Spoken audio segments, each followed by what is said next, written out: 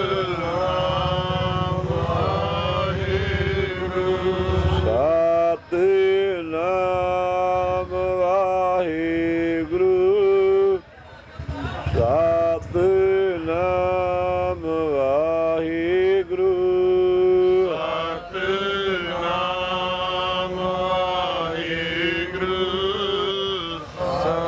ਸਤਿਨਾਮ ਵਾਹਿਗੁਰੂ ਸਤਿਨਾਮ ਵਾਹਿਗੁਰੂ ਸਤਿਨਾਮ ਵਾਹਿਗੁਰੂ ਸਤਿਨਾਮ ਵਾਹਿਗੁਰੂ ਸਤਿਨਾਮ ਵਾਹਿਗੁਰੂ ਵਾਹਿਗੁਰੂ ਜੀ ਕਾ ਖਾਲਸਾ ਵਾਹਿਗੁਰੂ ਜੀ ਕੀ ਫਤਿਹ।